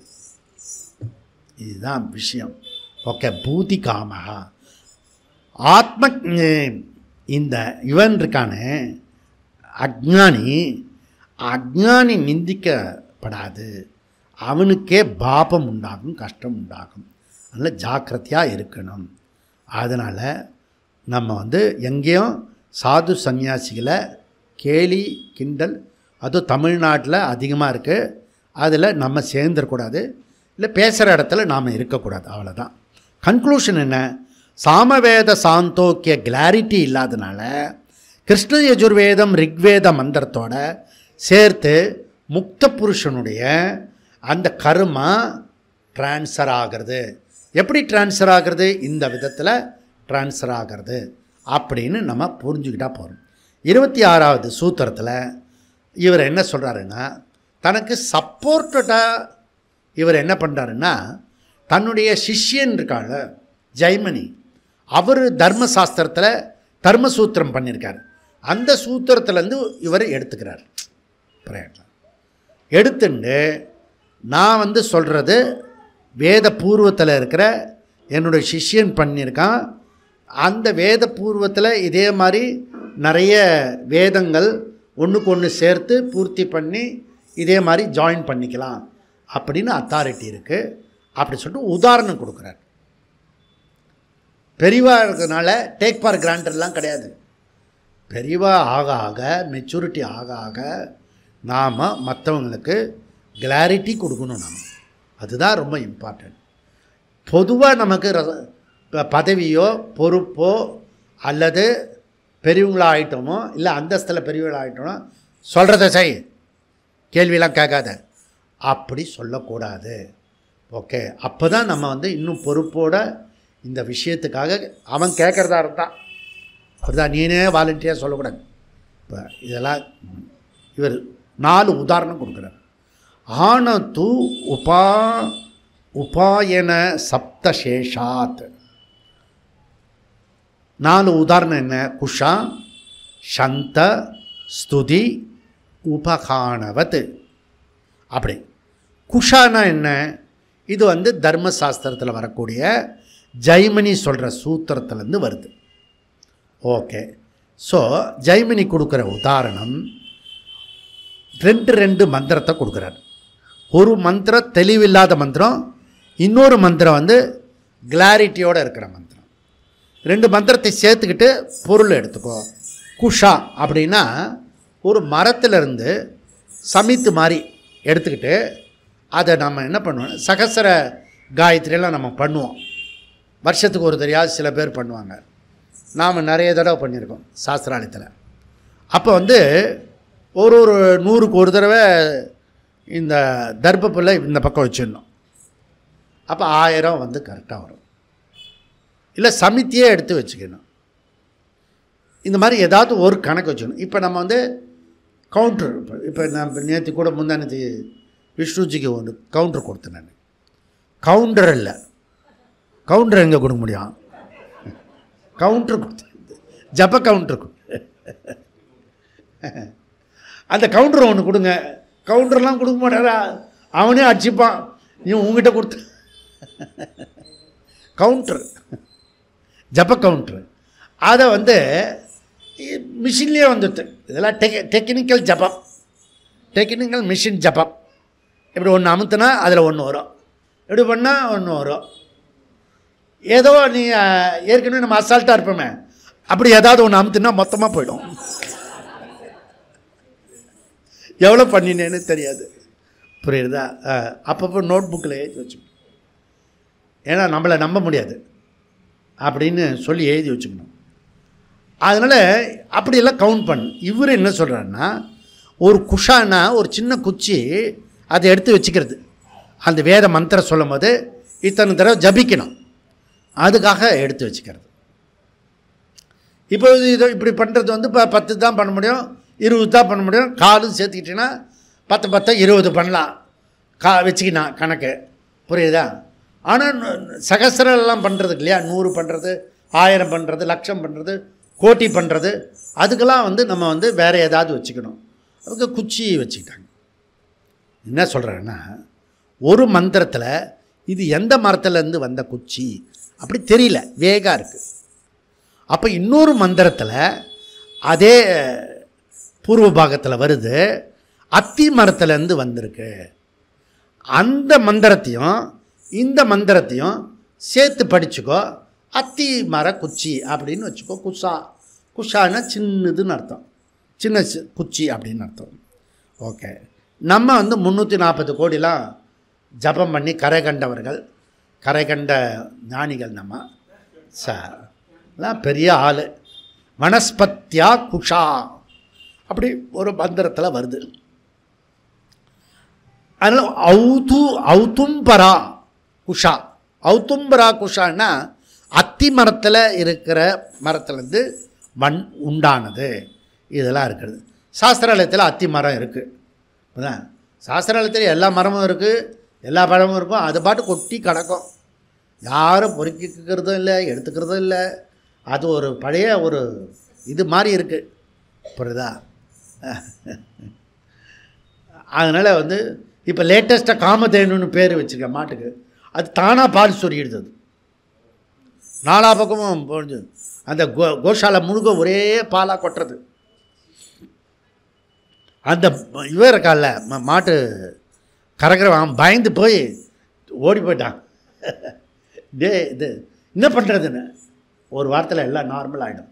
எல்லாமே பொறுத்துக்கிட்டோம்னா நார்மல் ஆகிடும். புரியுதா? அந்த நேரத்தில் எதுவும் பண்ணக்கூடாது. அதே மாதிரி இது ஒரு பெரிய நம்ம புராணத்தில் படிப்போம்ல, போய் பால் கறக்கணுன்னு. அதை வந்து நாங்கள் பார்க்க முடிஞ்சுது. 4 பக்கமும் ஒரே நேரத்தில் பால் சுரக்கிறது, அது பீச்சு அடிக்கிறது. அது புரியுதா? இப்போ நார்மல் ஆகிடுச்சு. புரியுதா? அப்படியே இருக்காது. அப்படியே இருந்ததுன்னா சுற்று வட்டார கிழமை முழுக்க டிக்கெட் போட்டு நம்ம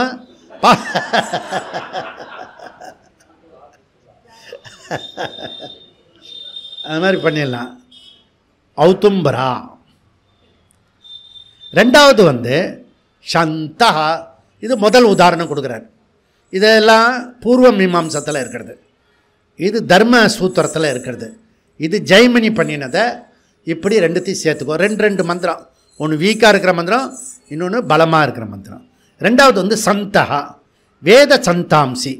அந்த வேத சந்தாம்சியில் தேவர்களை ஸ்துதி பண்ணுற ஒரு பாராயணமும் அசுரர்களை ஸ்துதி பண்ணுற வேத கோஷமும் இருக்கிறது. இதில் என்ன டவுட்டுன்னா, முதல்ல எதை சொல்லணும், தேவர்கள் சொல்கிறதா இல்லை அசுரர்கள் சொல்கிறதா டவுட். ஒரு இடத்துல வந்து தேவர்களை சொல்லுன்னு சொல்லு, இன்னொரு இடத்துல வந்து நோனோ அப்படி சொல்லக்கூடாது. முதல்ல வந்து தேவர்கள் ஸ்துதி பண்ணிவிட்டு அதுக்கப்புறம் செகண்ட் வந்து அசுரர்கள் ஸ்துதி பண்ணி ஓதணும். ரெண்டுத்தையும் இணைச்சி பொருள் புரிஞ்சுக்கோ அப்படின்னு சொல்கிறது. ரெண்டாவது சந்தகா. மூணாவது ஸ்துதி. ஸ்துதினா இங்கே பாராயணம். ஓகே, ஸ்தோத்திரம். சாமவேதத்தோட சாமகானத்தோட சொல்கிறது ஸ்துதி. புரியுதா? ரிச்சுவல்ஸு, யாகங்கள்லாம் இருக்கிறது. ஓகே. ஒவ்வொரு வேதத்துக்கு ஒரு ரித்விக் இருக்காங்க. அவங்க தான் பொறுப்பு, அந்த யாகத்தை நடத்தி கொடுக்குறவங்க. புரியுதா? பிரமுக்கு, நம்ம வார்த்தையில் சொன்னால் புரியுதா, அது நல்ல பிரமுக்கு. நம்மளும் நல்ல பிரமுக்கு தான். புரியுதா? அவங்க நடத்தி கொடுப்பாங்க. அந்த பிரமுக்குக்கு பேர் ஹோதா. யார் ஹோதா? ரிக்வேதா. மெட்ராஸ் பாஷையில் வேறு மாதிரி அழுத்தி சொல்லிவிடக்கூடாது, வேறு அர்த்தமாகிடும். ரிக்வேத ரித்விக்கு வந்து ஹோதா. யஜுர்வேத ரித்விக்கு வந்து அதர்வயு. ஓகே.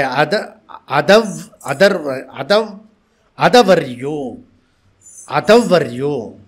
சாமவேதத்துக்கு உத்காதா. ஓகே. அதர்வண வேதத்துக்கு ஈஸியாக இருக்கிறது பிரம்ம. அந்த ரித்விக்கு பேர் பிரம்ம. ஒவ்வொருத்தருக்கும் ஒவ்வொரு பேர். இந்த சாமவேதக்காரன் தான் ஒரு ஸ்பெஷலைஸ்டு போல இருக்கு. இந்த 4 வேதத்துக்காரனில் சாமவேதக்காரன் மாத்திரம் கம்ப்ளீட்டாக பண்ணுறதில்ல, நடுவில் விட்டுடுறான். இது எண்டு இருக்கு இல்லையா, அதை கொஞ்சம் வீக்காக விட்டுடுறான். அதை தான் இங்கே வந்து பிடிச்சிட்டு சாமவேதம். இங்கேயும் சாமவேதத்தில் தான் சாமவேதி உத்காதா அந்த ரித்விக்கு சாமகானம் ஓதுறார். அந்த சாமகானத்தில் ஒரு விதமான யாகம். அந்த யாகத்துக்கு பேர் சோடசி. அது சோடசி கூட முக்கியம் இல்லை, அந்த பாத்திரம் வைப்பாங்க, அந்த பாத்திரத்துக்கு பூஜை பண்ணுவாங்க. அதுக்கு பேர் சோடசி பூஜா, சோடசி பாராயணம். ஓகே. இந்த சோடசி ஸ்தோத்திரம் பண்ணுற பாராயணத்தில் 2 விதமாக இருக்குது. குழுவாக எல்லா ரித்விக்கும் சேர்ந்து 4 பேர் ரித்விக்கும் சேர்ந்து பண்ணுற பாராயணம் இருக்குது. ஒரு ரித்விக்கை வந்து வேண்டாம் அப்படி நீ நிறுத்து, மற்ற 3 பேர் மாத்திரம் செய்கிறது, அப்படியே இருக்குது ரித்விக். இப்படி தான் இருக்கிறது. இது ராய்ப்பூரில் நான் பண்ணினேன். ஜெய் ஜெய் சிந்து அந்த பிரம்மசூத்திர சிபிரில் நீ சொல்லாத, மற்றவங்களாம் சொல்லுங்கள் அப்படி ஞாபகம் இருக்கோ இல்லையோ, திருப்பி இப்படி சொல்லு அப்படிலாம் சொன்னேன். அப்போ இதே மாதிரி தான் அங்கேயும் பாராயணத்துலேயும் இந்த மாதிரி சொல்லு. நீ பாராயணத்துக்கு வரலைன்னா நான் கிளாஸ் எடுத்துட்டேன், நீ கிளாஸுக்கு வந்துடுறதுனால பாராயணம் சொல்ல போகிறேன். புரியுறதா? அதனால் எப்படி இப்படி போட்டால் அப்படி போத்திக்கிட்டு படுத்தா என்ன, படுத்துக்கிட்டு போத்திட்டா என்ன, எல்லாம் ஒன்று தான். எப்படி வருதோ அப்படி பண்ணிக்கலாம். அதனால் முக்த புருஷனுக்கு இங்கே உதாரணம் கொடுக்குறாரு. இதெல்லாம் எதுக்கு கொடுக்குறாரு? இந்த முக்த புருஷனுக்கு இருக்கிற கர்மத்தை விடுறான அவனுடைய கர்மா எப்படி ஷேர் ஆகிறது, அதற்காக சாமவேதமோ ரிக்வேதமோ யஜுர்வேதமோ சேர்த்து பண்ணலாம். அதுக்கு முன்னுதாரணமாக இந்த பூர்வ பாகத்தில் சொல்லியிருக்கு. அதுக்காக மேற்கோள் காட்டி சொல்கிறேன். நீ என்ன படிச்சுட்டு இருக்கணும்னு புரியணும், அதுக்காக சொன்னேன் இது.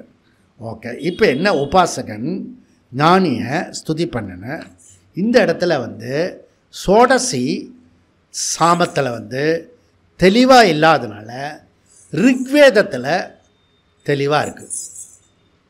இந்த சோடசி பூஜையை எப்போ பண்ணணும்? காலையிலையா, மத்தியானமா, சாயங்காலமா, எப்போ பண்ணணும்னு சாமவேதத்தில் கிளாரிட்டி இல்லை. சோடசி இது பண்ணணும் அப்படின்னு சொல்லிடுது, அவ்வளோதான். இந்த சோடசி ஸ்தோத்திரத்தை எப்போ சொல்லணும் அதை பற்றி சொல்லலை. ரிக்வேதம் சொல்கிறது சூரிய உதய வேளையில் இது பண்ணணும். அந்த 6 மணி சூரிய உதயம் இருக்கு இல்லையா, அந்த மந்திரம் தெளிவாக சொல்கிறது.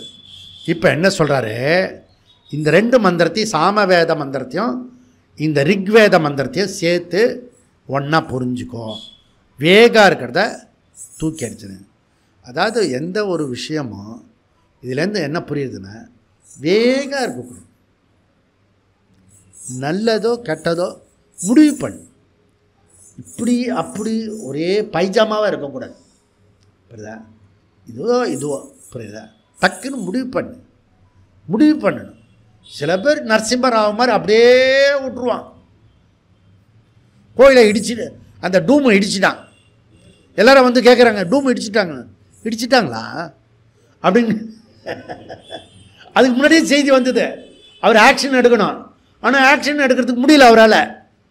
இன்னும் ஆக்ஷன் எடுக்கிறதா இல்லை விட்டுறதா, அதுக்குள்ளே அவன் உடச்சிட்டான். புரியுதா? இந்த மாதிரி நம்ம நிறைய பேருக்கு இந்த ஹேபிட் இருக்குது. முடிவு பண்ணாமையே அப்படியே விட்டுருவான், லூஸாக விட்டு ஏகப்பட்ட பிரச்சனையும் அப்புறம் அவன் வாழ்க்கையில் அனுபவிப்பான். புரியுதா? ரைட்டோ ராங்கோ முடிவு பண்ணி அதில் வரக்கூடிய லாப நஷ்டத்தை அனுபவித்து தீர்த்து முடிச்சுடு, அந்த அந்த சாப்டர் முடிச்சுடு. புரியுதா? அப்படியே தொலைன்னு இருக்கக்கூடாது. புரியுதா? இதெல்லாம் வேகாக இருக்காது அப்படின்றார். ஓகே. அதுக்கப்புறம் என்னென்னா, இப்போ உடம்பு ஒரு மாதிரியாக இருக்குதுன்னு வச்சுக்கோ. எப்போ பார்த்தாலும் அப்படி சாஞ்சா தூக்கம் வருது, தூங்கணும் போல் தோணுது, இப்படியே இருக்கிற மாதிரி இருக்குது, ஒரு வேகாக இருக்கிறது உடம்பு, பாடி டல்லாக இருக்கிறது, என்ன எதுவுமே செய்யறதுக்கு பிடிக்கலை, இப்படிலாம் தோன்றதுன்னு வச்சுக்கோ. என்ன பண்ணோம்? சூரிய நமஸ்காரம் 27 பண்ணு. போய் இந்த ஸ்ட்ரீட் இருக்குது, இந்த உஸ்மான் ரோடு, அதெல்லாம் அங்கே நடுவில் போய் நின்றுக்கோ. உன்னை இந்த பக்கம் அந்த பக்கம் தள்ளுவாங்க, சுறுசுறுப்பாகிடுவேன். புரியுதா? வீக்காக இருக்கிறத ஸ்ட்ராங்காக இருக்கிறத போய் ஜாயின் பண்ணிக்கோ. ஜாயின் பண்ணிட்டேன்னா ஆட்டோமேட்டிக்கலி நீ அந்த டல்னஸ்லாம் போயிடும். புரியுதா? இல்லை உனக்கு வேலையே இல்லைன்னா என்கிட்ட வா, நான் ஒரு 100 வேலை வச்சுருக்கேன். இந்த நாட்டில் இருக்கிற பிரிஞ்சு போன பாரதத்துக்கு சேர்த்து 250 கோடி பேருக்கு வேலை கொடுப்பேன் நான். அவ்வளோ வேலை இருக்குது. புரியுதா? அதனால் என்கிட்ட ராத்திரிக்கு எல்லாம் பேசவே மாட்டான், ஏதாவது சொல்லிடுவார் அப்படின்னு. அப்போ நீ ஞான யோகத்தில் இருந்தால் கூட நீ எங்கே பலகீனம் இருக்கிறதோ அந்த பலகீனமான பகுதியை எடுத்துடணும். எடுக்கிறதுக்கு என்ன பண்ணணுமோ அதை பண்ணணும். பண்ணிட்டோம்னா சேர்ந்து சரியாக போயிடும். அவ்வளோதான். வெறும் கவலைப்படுறதுக்கெல்லாம் எங்கேயுமே வழி இல்லை. புரியுதா? இப்போ எக்ஸாம் போகிறேன், ஒரு கொஷின் கூட தெரியலன்னா இன்னும் கவலை, பெல்லு எப்போ அடிப்பான்னு பார்ப்போன்னு மூடிக்கணும். நமக்காக கவலைப்படுறதுக்கு அம்மா அப்பா இருக்கா? நம்ம கவலைப்பட தேவையில்லை. புரியுதா? அதனால் எப்பயுமே டோன்ட் வரி. புரியுதா? கவலை மாத்திரப்படக்கூடாது. லாஸ்ட்டு உதாரணம் உபகானம். உபகானம்னா கூட்டு வழிபாடு. விஸ்வரூப பகவத்கீதா பாராயணம், அஷ்டோத்திர சத விஸ்வரூப பகவத்கீதா பாராயணம்.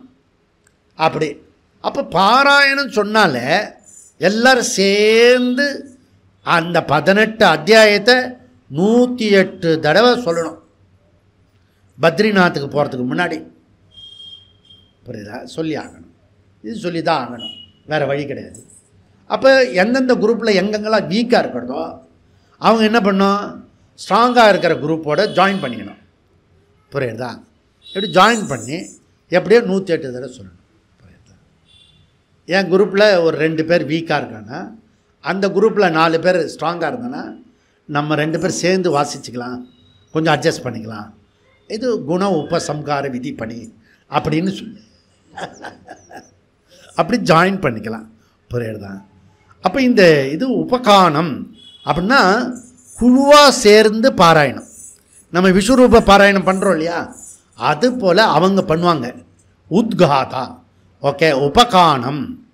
உபகானம்னா என்னென்னா சாமவேதி உத்காதா, சாம மந்திரத்தை சாமகானம் செய்கிறது. அதுக்கு பேர் சேர்ந்து பண்ணுறதுக்கு பேர் உபகானம். உபகானம் இந்த வேத மந்திரத்தை கோரஸாக சேர்ந்து சொல்கிறது. எல்லாம் இந்த ரித்விக்கிஸ்லாம் இருக்கும், நம்ம இங்கே பண்ணினோம். 108 4 வேதம், 108 அந்தணர்கள், எல்லா விஷயமும் பண்ணியிருக்கேன் பாருங்களேன். எல்லாமே சவால் தான். 108 பேரை ஒரே திசையில் நடக்க வச்சேன். இதே மாம்பழத்தில் ஒரே திசையில் நடக்க மாட்டான் நம்ம ஆள். இதே சுவாமிஜி வந்துட்டார், தயானந்த சுவாமிஜி வந்துட்டார். எல்லாம் ஒன்றா வாங்க. என்ன போய் பதற, கதவை திறந்து வரட்டும், நீ சும்மா இரும் வந்துட்டான். அப்போதான் வேஷ்டியை வரிஞ்சு காட்டுறோம். எப்படியோ அவர் சாமி கும்பிட்றதுக்குள்ளே ஒன்றா சேர்ந்து 4 வேதம் நிற்க வச்சு அதுக்கப்புறம் அந்த அந்த கல்யாண மந்திரம் இவ்வளோ தான். அந்த சந்திரசேகர் கல்யாணம் பண்ண வரைக்கும் நடத்தி கூட்டிகிட்டு போயிட்டேன். அப்புறம் அவளுக்கு ஏற்கனவே தட்சணெலாம் கொடுத்து சைடில் ஒரு அந்த ஹாலில் பார்த்திங்கன்னா ஒரு இடம் இருக்கும் நல்லா வரிசையாக, அது ஒரு மறைவாக இருக்கும். அந்த இடத்துல உட்கார வச்சுட்டேன். ஏன் அங்கே உட்கார வச்சேன், முன்னாடி உட்கார வைக்காம? இவனுக்கு தெரியும் ப்ரோக்ராம் நடக்கும்போது நைஸாக ஒவ்வொரு ஆளாக போயிடும். எவ்வளோ வருஷம் பழக்கம் எனக்கு, அதனால் ஜாலியாக இருக்கும் எனக்கு. அதெல்லாம் இப்போ 5 or 10 தான் இருந்தது, மீதியெல்லாம் போயிடுது. புரியுதா? இது மாதிரி எல்லாரையும் ஒன்றா சேர்த்து வேத மந்திர கண்ணம் பண்ணுறது உபகானம் அப்படின்னு சொல்கிறது. அப்போது இந்த இடத்துல ஒரு இடத்துல அந்த அத்வர்யூ இருக்கு இல்லையா, அத்வர்யூ ந காயதி, அத்வர்யூ ந காயதி. யஜுர்வேத ரித்விக்கு அத்வர்யோ அவனை சேர்த்துக்கலாமா சேர்த்துக்க கூடாதா அப்படின்னு டவுட் வருது. இங்கே அத்வர்யூ ந காயதி அப்படியே ஒரு மந்திரம் இருக்குது. இந்த மந்திரத்தையும் சேர்த்துக்கிட்டு ஏன் குழப்பப்படுற? இந்த இடத்துல இவனை சேர்த்துக்கூடாது. இந்த குழுவில் இந்த ஸ்லோகம் சொல்லும்போது இந்த ஆள் வரக்கூடாது. அதை சேர்த்துக்கிட்டு பொருள் பண்ணி போய்கிட்டே இரு. அப்போது இதுலேருந்து என்ன பண்ணுறதுன்னா, எங்கே வீக்காக இருக்கிறதோ அந்த மந்திரத்தை இன்னொரு பலமாக இருக்கிற மந்திரத்தோட ஜாயின் பண்ணிக்கோ. நீ வீட்டுக்குள்ளேயே புகஞ்சு புகஞ்சு புகஞ்சு இருக்கிறத விட்டுட்டு ஒரு தடவை இப்படி வந்தேன்னா எல்லாரோட சேர்ந்து இருந்தோம்னா அப்போ என்ன ஆகிடுறது, மைண்ட் ஸ்ட்ரென்தன் ஆகிடுறது. நமக்கே தெரியும். இப்போ ஓகே, நம்ம தனியாக இருந்தால் எப்படி இருக்கும், சேர்ந்து வந்தால் எப்படி இருக்கும் அப்படின்னு. இப்போது சூத்திரத்துக்குள்ளே போகலாம். 26வது சூத்திரம். ஆணவ் து உபாயன சப்தசேஷத்வாத் குஷா சந்த ஸ்துதி உபகாணவத் தது உக்தம். ஹானவ் ஹானம், ஹானம்னா சாந்தோக்கியத்தில் மந்திரத்தில் 8:13:1 அந்த மந்திரத்தில் இந்த உபாசகன் கிரமமுக்தி உள்ளவனோ ஜீவன் முக்தி உள்ளவனோ புண்ணிய பாப கர்மங்களை விடுறதை பற்றி கூறியிருக்கிறது. ஹானவ், ஹானம். தூனா என்ன, சாந்தோக்கியத்தில் விடுறதை மாத்திரம் தான் சொல்லியிருக்கு. ஆனால் அது எப்படி டிரான்ஸ்ஃபர் ஆகுன்றத சொல்லலை. மற்றும் ஒன்லி ஹானத்து உபாயனம் அபி, கர்மங்களை எப்படி விடுவது பகிர்ந்தளிப்பது அதை பற்றி அது சொல்லவில்லை. அப்போ கர்மா எப்படி நீங்கும்? உபாயன சப்த சேஷத்வாத். உபாயனா இந்த ஸ்துதி குருவை ஞானிய சந்நியாசியை ஸ்துதி பண்ணுறதுனால அவனுக்கு புண்ணியம் வரும், நிந்திக்கிறதுனால அவனுக்கு பாபம் வரும். பாபம்னா இது அந்த புண்ணியம் பாபம் யாரோடையது? அந்த ஞானியோடது, அந்த சன்னியாசியோடது. புரியுதா? நம்ம விசேஷமாக வேறெல்லாம் பண்ணுவோம், அதெல்லாம் இல்லை. இங்கே அந்த ஞானி செஞ்ச புண்ணிய பாபம் இவனுக்கு டிரான்ஸ்ஃபர் ஆகும். புரியுதா? அப்படி ஒரு இடத்துல குறைவு இருந்துன்னா இன்னொரு இடத்துல ஸ்ட்ரென்தன் பண்ணிக்கோ. ஸ்ட்ரென்தன் பண்ணிட்டு இந்த கிரம முக்திக்கும் ஜீவன் முக்தி. அடுத்தது சாம்பிராய அதிகரணம் 16. சாம்பிராயே தர்த்தவ்யா அபாவத்து ததாகி அந்யே. ஓகே, இங்கே ரெண்டு சூத்திரம் இருக்குது. இங்கே என்ன சொல்கிறோம்னா, இங்கே முக்த புருஷன் அவனது முக்த புருஷனை யாருன்னா அவனுக்கு இதான் கடைசி பிறவி, இதுக்கு மேலே ஒரு பிறவி கிடையாது. அவனுக்கு பேர் முக்த புருஷன்.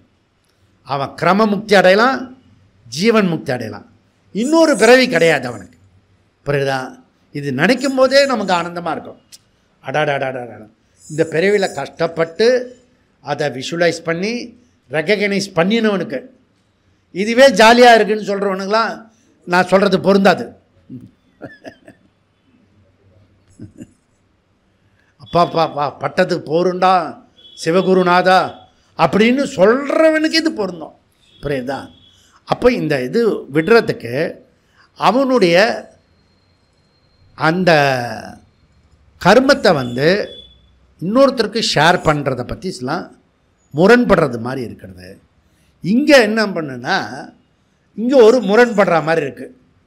கௌஷிதகி அங்கே நல்லா சொல்லிடுதா, கரெக்டாக சொல்லிடுது. அதனால் நம்ம சாம மந்திரத்துக்கும் இந்த மந்திரத்துக்கும் கௌஷிதகி சொல்லி ஸ்ட்ரென்தன் பண்ணிட்டோம். இங்கே கௌஷிதகியே தப்பு சொல்லிடுது. தப்பு சொல்லலை, ஒரு முரண்படுற மாதிரி ஒரு இடத்துல வருது. இவன் எப்படி ஷேர் பண்ணுறான் புண்ணியத்தையும் பாபத்தையும்? இந்த கிரமமுக்தன் இருக்கான் இல்லையா, எப்படி ஷேர் பண்ணுறான்னா அவன் இப்படி சுக்லகதி வழியாக மேலே போகிறான் இல்லையா. உங்களுக்கு சுக்லகதி கிருஷ்ணகதினா தரவாக இருக்கும். இப்போ 1000 முறை சொல்லியிருக்கேன் நான். இந்த சுக்லகதி வழியாக போகும்போது நடுவில் வந்து விரஜா நதி வருது. நம்ம சபரிமலைக்கு போகும்போது பம்பா நதி வருது இல்லை, அந்த பம்பா நதி மாதிரி இது விரஜா நதி வருது. விரஜா நதி அங்கே ஓடுச்சுன்னா இங்கே தண்ணி சொட்டாதோ?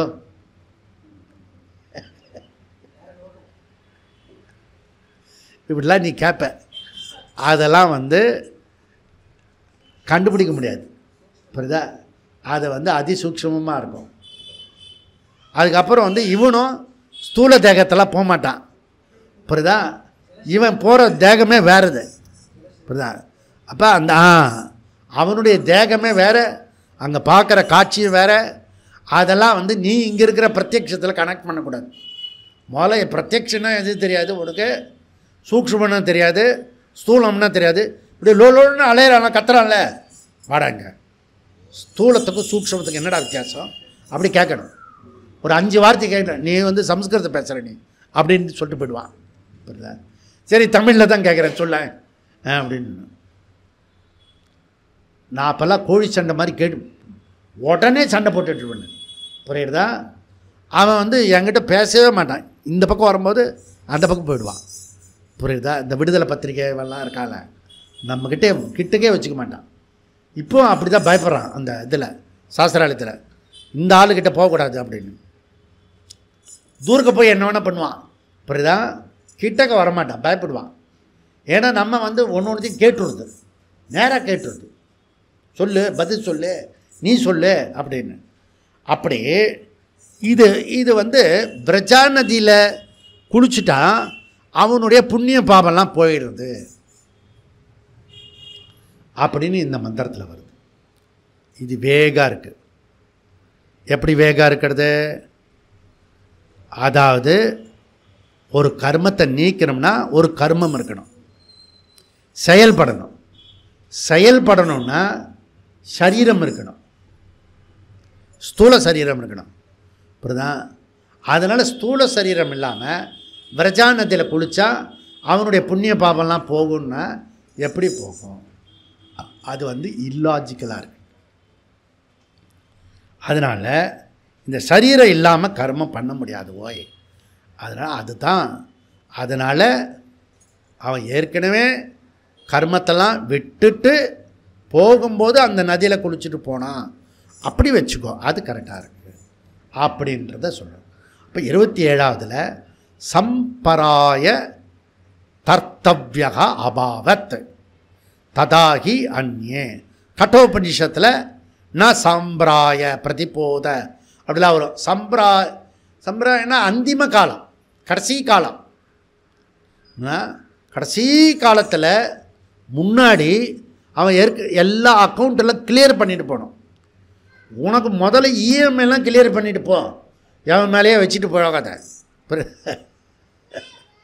கடன் வாங்கியிருக்கு, அந்த கடனே ப்ராப்ளம் இருக்குது. அதுக்கப்புறம் சாஸ்திரத்தில் சொல்லியிருக்கு கடன், ஒரு 5 கடன், பஞ்சமா யஜ்ஞம், அந்த கடன்லாம் தீர்த்துட்டியா பாரு. அதுக்கப்புறம் மீதி இந்த புண்ணிய பாப கடன்லாம் வந்து தீர்க்கணும். புரியுதா உங்களுக்கு? அப்படின்னா நிறைய வேலை பண்ணணும். புரியுதா? இழுத்து போட்டுன்னு வேலை பண்ணணும். காலையில் கஷ்டமாக இருந்தாலும் எழுந்திரிச்சு வரணும். புரியுதா? அப்படிலாம் கஷ்டப்பட்டு வந்தேனா தான் புரியுறதா? காலையில் வேணால் வந்துடுவேன் ஒழிய ஞாயிற்றுக்கிழமை மாத்திரம் கூப்பிடாதீங்க.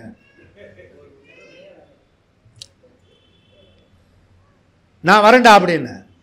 நீங்கள் வராதிங்க, நாங்கள் வெங்காயம்லாம் சாப்பிடுவோம். அதுலேருந்து புரிஞ்சுக்கிட்டோம், சூச்சகமாக சொல்கிறாங்க. வெங்காயம் சாப்பிட்டா பரவாயில்ல, அப்படிலாம் போகக்கூடாது. அவன் சூச்சமாக வேறெல்லாம் சொல்கிறான். நான் சாப்பிட்டுட்டேன், இது என்னன்னா நீங்களாம் வரக்கூடாது அப்படின்னு சொல்கிறான். அது சரிப்பா நான் வரல அப்படின்னு சொல்லணும். சூச்சமாக சொல்லும் போது கவனிச்சுக்கணும். புரியுதா? டீட்டெயிலாக கேட்கக்கூடாது. எல்லா இடத்துலையும் டீட்டெயிலாக கேட்கக்கூடாது, டீட்டெயிலாக பேசக்கூடாது. நீயும் சூச்சமாக பேசணும், அவங்களும் சூச்சமாக பேசணும், 2 பேருக்கும் புரியக்கூடாது. அவ்வளோதான்.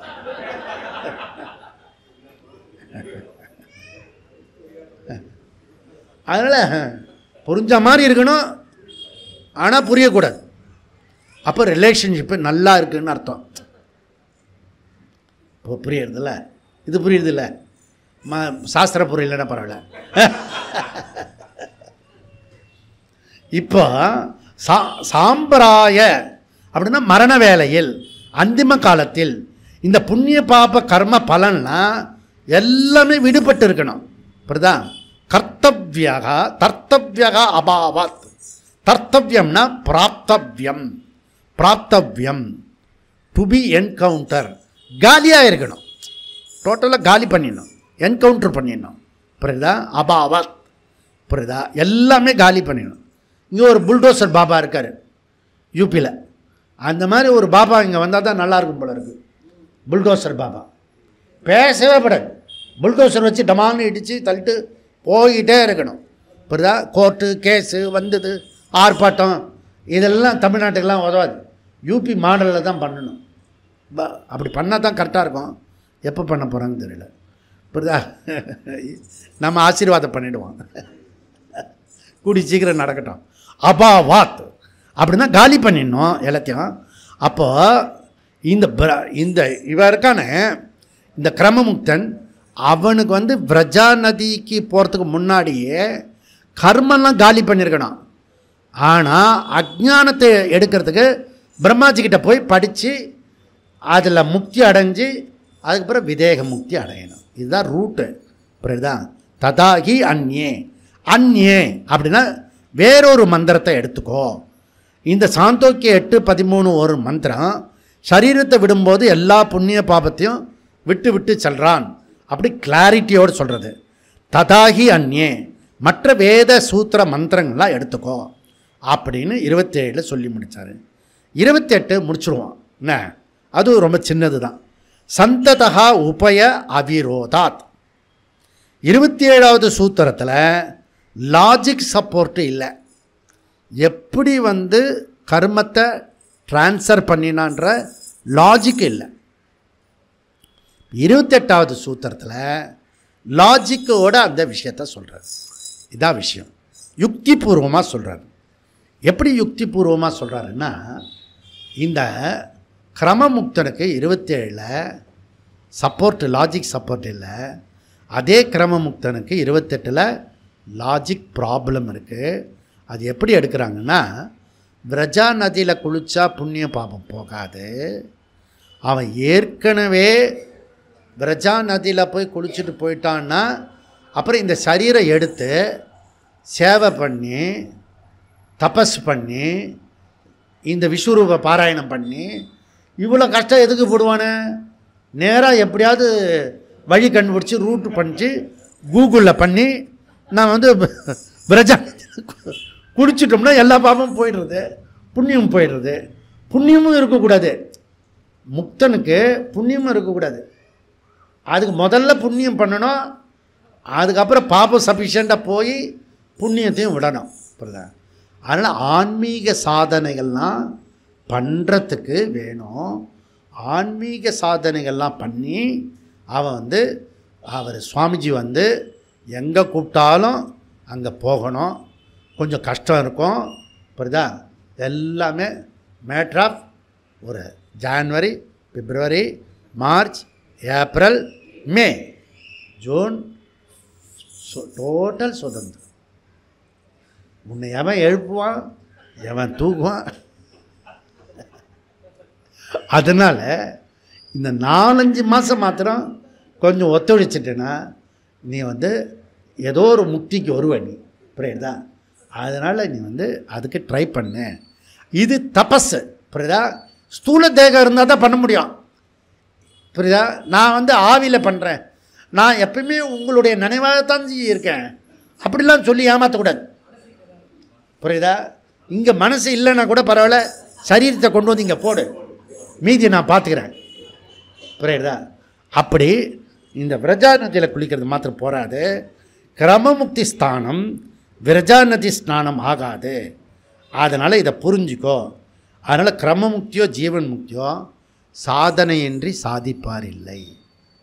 அதனால் அருமையான பிறவி, 84 லட்சம் பிறவியில் மனுஷ பிறவி மாத்திரம்தான் ஒண்டர், அப்படிதான். இது எப்படி சொல்கிறோம்? திருப்பி பிரமாணம். இகச்சேத் அவேதீதி அத சத்தியமஸ்தி, நச்சேத் இக அவேதீத் மகதி வினஷ்டி. நீ இந்த பிறவியை விட்டுட்ட, அதுவும் இந்த 4-5 மாதத்தை விட்டுட்ட, அவ்வளோதான். நீ இவ்வளோ கிடைச்சும், இவ்வளோ அழகான இடம் கிடைச்சோம், சாஸ்திரம் கிடைச்சோம், கோவில் பக்கத்தில் இருந்தோம், பக்கத்தில் கோஷாலா இருந்தோம், காமாட்சி அம்மன் இருந்தோம், சொல்லி கொடுக்கறதுக்கு ஆள் இருந்தோம், மைக் இருந்தோம், லைட் இருந்தோம், காது இருந்தோம், அந்த காது கேட்குற காதாக இருந்தோம். நீ கேட்கலன்னா என்ன பாவம் செஞ்சியோ, எந்த ஜென்மத்தில் என்ன பண்ணியோ, புரியுறதா?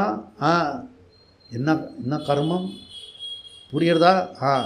அதனால் விட்டுவிடாத மகனே, விட்டுவிடாத. இன்னும் 4-5 மாதம் கெட்டியமாக பிடி, மூச்சை பிடிச்சிட்டு வந்துரு, புரியுதா? மீதெல்லாம் அப்புறம் பகவான் பார்த்துப்பார், புரியுதா? எப்படியாவது வந்துரு. அப்படி ஏன்னா மகதி வினஷ்டி, அது சொல்ல முடியாத அளவு நஷ்டம் உண்டாகும். நான் இப்படி சும்மா ஜோக்கு சொல்கிற மாதிரி நினைக்கிறேன். அதுக்கப்புறம் சே அப்போவே நினச்சேங்க, அப்போவே நினச்சேன். ஒரு அம்மா என்கிட்ட சொல்லுது, அப்போவே பண்ணாமல் போயிட்டேஞ்சே, இப்போ ஒன்றும் பண்ண முடியாது. புரியுதா? நிறைய பேர் என்ன பண்ணுறாங்கன்னா அந்த நேரத்தில் பண்ண வேண்டியதை விட்டுடுறாங்க. அதுக்கப்புறம் 10-20 வருஷம் கழித்து ஃபீல் பண்ணுவாங்க, அடாடாடாடா அந்த காலம் போயிடுது, மிஸ் பண்ணிட்டேன். அப்படி புலம்பாத, இப்போ இருக்கிற காலத்தை கொஞ்சமாவது செய். இப்போ பகவான் கொடுத்துருக்காங்க, 4-5 மாதமாவது ஒழுங்காக கிளாஸ் எல்லாம் கேட்டுக்கோ, புரியுறதா? அதனால் இப்போ நம்ம பத்ரிநாத் போகிறது, ரிஷிகேஷுக்கு போகிறது, கங்கையில் குளிக்கிறது, அது பஜகோவிந்தத்தில் சங்கராச்சாரிய ஒரு துளியாவது இந்த கங்கா ஜலத்தை குடி சொல்லு, கொஞ்சமாவது பகவத்கீதை கேளு, இப்படிலாம் சொல்லிருக்க. இதெல்லாம் சொல்லிருக்க. சங்கரர் சொல்கிறாரு, பகவான் கிருஷ்ணர் சொல்கிறாரு, இந்த பிறவியில் இதை விட என்ன பெருசாக செய்ய போகிற நீ? வீட்டில் திட்டுவா, ஒய்ஃப் அந்த குவாரண்டைன் மாதிரி தாப்பால் போட்டுருவா, அவ்வளோதானே? அப்படியே அந்த வீட்டுக்கு முன்னாடியே உட்காந்து இப்படி இரு, புரியுதா? சாப்பாடு வருதா இல்லையான்னு கேளு. ஒரு நாள் பொறுத்துக்கோ பசிய, 2வது நாள் வருதா இல்லையான்னு பாரு, புரியுதா? எல்லாமே நடக்கும், புரியுதா? நீ முயற்சி பண்ணி வெளியில் வந்துரு, மீதெல்லாம் பகவான் பார்த்துப்பார், புரியுறதா? எல்லாம் பார்த்துப்பார். அப்படியே உன்னை சேர்த்துக்கவே இல்லை, நிஜமாகவே சேர்த்துக்கவே இல்லைன்னா அவ்வளோ சக்திலாம் எனக்கு தெரிஞ்சு யாருக்கும் இல்லை, புரியுதா? அப்படி இருந்ததுன்னா நீ காரைக்கால் அம்மையார் மாதிரி தனியாக வந்துட்டீங்கன்னா அவ்வளோதான், கோயிலில் இருப்ப. எல்லா சிவன் கோயிலையும் காரைக்கால் அம்மையார், எல்லா அம்மையாரையும் வைப்பாங்களா? காரைக்கால் அம்மையார் அவங்க வீட்டுக்காரர் விட்டுட்டார். அம்மா தாயே நீ தெய்வமாக இருக்க நீ அப்படின்னு. புரியுதுல? நீ அந்த மாதிரி வந்துட்டேன்னா உன்னை உனக்கு முதல்ல சிவன் கோயில் பிடிக்குமா இல்லை பெருமாள் கோயில்? அந்த கோயிலில் ஆண்டாள் பண்ணியிருக்கா, பெருமாள் கோயிலில் இருப்பா, சிவன் கோயிலில் காரைக்கால் அம்மையார் இருப்பா. எதுக்குமே பயப்படக்கூடாது. என்னையா சொல்கிற அப்படி சொன்ன, அப்புறம் பயந்து போயிடும், அவன் பயந்து போயிடும் எதுக்குமே. ஆனால் நான் சொல்கிறத மாத்திரம் கொஞ்சம் தைரியமாக ஆக்ஷனில் மாத்திரம் செய், வார்த்தையில் விளையாடாத. வார்த்தையை கொட்டி விட்டுட்டு அப்புறம் ஆக்ஷனில் டல்லாகிடக்கூடாது. அது எனக்கும் மோசம், அந்த வீட்டுக்கும் மோசம், எல்லாருக்குமே மோசமாகிடும். வார்த்தையில் கொட்டாமல் ஆக்ஷனில் மாத்திரம் அப்படி செய். மூணா முஞ்சே ஏதாவது சொல்லு அப்படி சொல்லுவாங்க.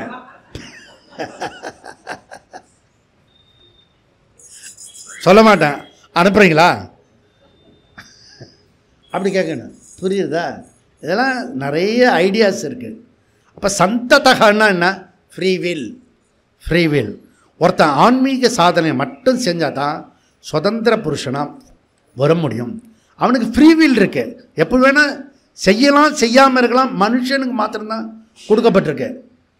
இல்லை, அது அனிமல்ஸுக்கெலாம் கட்டுப்படுத்தணும். புரியுதா? அந்த ஓனர் சொல்கிற மாதிரி தான் அது குலைக்கணும், இல்லாட்டி நிறுத்திக்கணும்.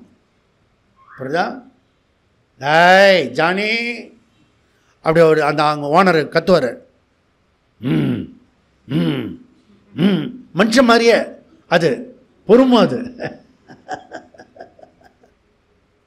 இதெல்லாம் நீங்கள் கவனிச்சிருக்கலாம் தெரியல, லைஃப்பில் எல்லாமே பார்த்துருக்கேன் நான். புரியுதா? இதான். அப்போ வியாசர் இங்கே என்ன சொல்கிறாருன்னா, என்னுடைய இன்டர்பிரேட்டேஷன் கரெக்டு. சரீரம் மரணத்திற்கு முன்பு தான் அவனுடைய புண்ணிய பாப கர்மாலாம் அவனால் விட முடியும். நடுவில் ஆந்திவேல சுக்லகதியில் விட முடியாது. அது கிரமமுக்தன் ஆனாலும் சுக்லகதி வழியாக விட முடியாது. சந்ததகா உபய அபிரோதாத். விரோதாத்னா முரண்பாடு, ஓகே, கான்ட்ரடிக்ட். அவிரோதம்னா இதில் கான்ட்ரடிக்ட் ஒன்றும் இல்லை. உபய அப்படின்னா ரெண்டு வேத மந்திரத்தை ஒன்றா சேர்த்துக்கோ. குண உபசம்ஹார விதி ஏற்கனவே உபாசனையில் சொன்ன மாதிரி இந்த அர்த்தவாதத்துக்கும் இதுக்கும் பயன்படுத்திக்கோ. தேசத்துக்கு பயன்படுத்திக்கோ, குடும்பத்துக்கு பயன்படுத்திக்கோ. எங்கே வீக்காக இருக்கிறதோ, எங்கே பலம் இருக்கிறதோ ரெண்டுத்தையும் சேர்த்துக்கோ, சமன்வயப்படுத்திக்கோ. நீ பாட்டு போய்கிட்டே இரு அப்படின்றது சொல்வார். தேர்ஃபோர் அப்போ என்ன பண்ணணும்? நீ தனியாக நின்றுண்டு உக்காந்துண்டு அவஸ்தப்படாத. சத் சங்கத்வே நிசங்கத்வ, நிசங்கத்வே நிர்மோகத்வ, நிர்மோகத்வே நிச்சலதத்வ, நிச்சலதத்வே ஜீவன்முக்தி. பஜ கோவிந்தம் பஜ கோவிந்தம் பஜ மூடமதே. அப்படி ஆச்சாரியால் பாடி முடிக்கிறார். நாமும் முடிப்போம். ஓம் பூர்ணமத பூர்ணமிதம் பூர்ணாத் பூர்ணமுதச்யதே பூர்ணஸ்ய பூர்ணமேவாவசிஷ்யதே. ஓம் சாந்தி சாந்தி சாந்தி. ஹரி ஓம். ஸ்ரீ குருப்யோ நமः. ஹரி ஓம்.